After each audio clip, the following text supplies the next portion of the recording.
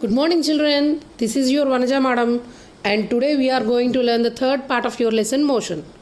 Before entering into the lesson, just I want to recapitulate once the last class.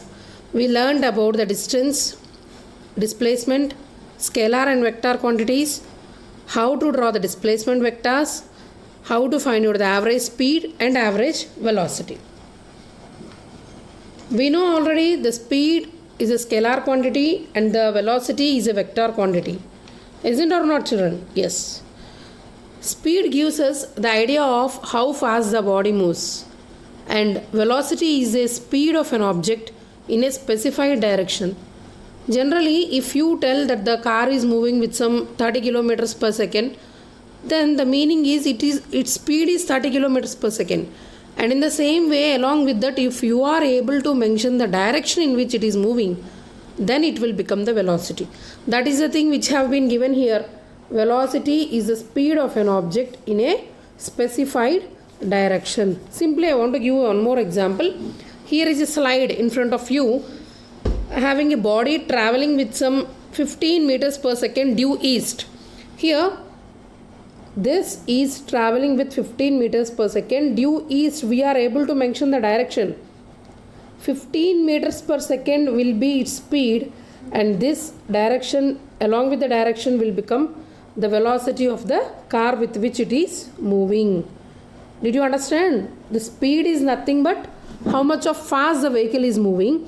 At the same time, if you are able to specify the direction, in which direction it is going, either north or east or west, then it shows the velocity of the particular vehicle.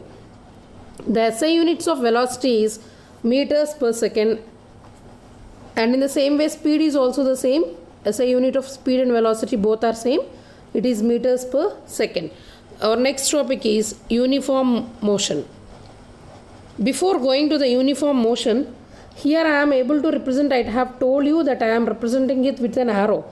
Then it is traveling in a straight line. Simply, that's why I am representing.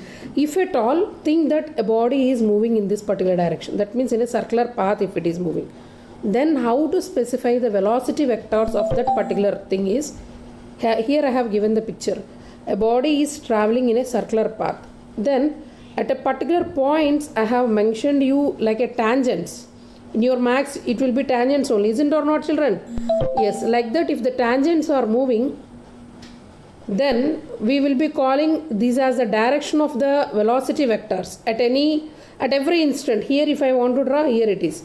In this particular place if I want to draw, like this I can draw. That means each and every point, if that particular body is moving in a circular path, then surely at that particular point if you are drawing a straight line showing with an arrow, then it will become the velocity vector. Did you understand, children? And in the same way, this is one more example. A body is rotating from A. Again, it have come back to A. Think that it is traveling in the path. Then at any point, if you want to show the velocity vector, like this, a tangent, you must draw. If I want here, like this. Here like this. Here like this. Here like this. For a curved path, that is the way how to draw the velocity vectors. Now your next part is uniform motion. When can you say a body is in uniform motion? Here in front of you I have given a tabular form. In that time and the distance are mentioned there.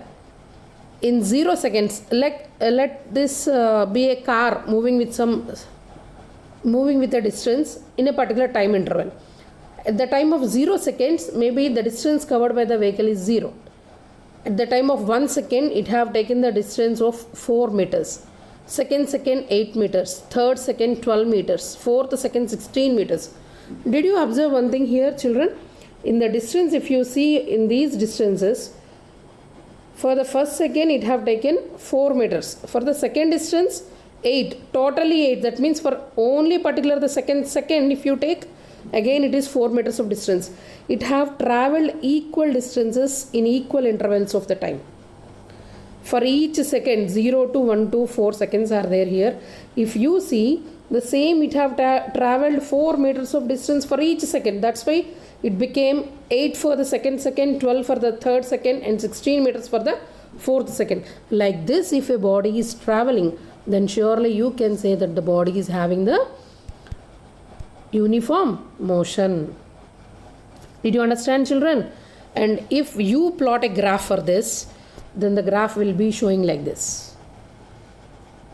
What is it? On x-axis I have taken the time, and on y-axis I have taken the displacement. And if I go on having a map for first second how much of time it have taken, distance, like this, if I go on trace the map, the graph will be coming like this. This is called as a distance time graph. And the motion of a body is said to be in uniform when the velocity is constant. Here it's a straight line graph. Is it or not, children? Then here I can say its velocity is constant because for each second it have traveled the same distance. For first second 4 meters of distance, second 8 meters. That means again one more second 4 meters. Totally 8 meters you got it there. In the same way, for equal intervals of the time, if it is traveling equal distances, then you can say that it is traveling with an uniform speed or uniform motion it is called as. And if you plot a graph based on it, you will be getting the graph like this. A straight line graph you will be getting back. Okay, then the body of motion of a body is said to be uniform if you are getting a graph like this. See here, that is the thing which I have told in the next slide.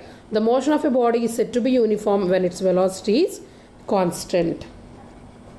This is a tabular form showing one more one, that is a non-uniform motion.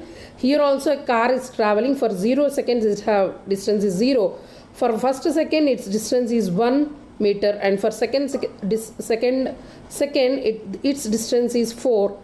Third second its distance is 9. Fourth second its distance is 16. If you see this one, for each and every second its distance is getting increased. Sometimes it is getting decreased. Is it or not? First second only 1 meter of distance it have traveled. Second 4. That means it have increased by 3 meters. Third second if you say again 3. Like that. That means it is not uniform for all the seconds. At that particular time you can call this as a non-uniform motion.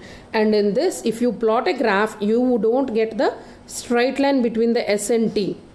That's why this type of motion is said to be non-uniform motion. Did you understand, children? Now you read the textbook up to where I have explained for you, and the assignment will be given after the video. Thank you, children. Take care of yourself. Have a good day.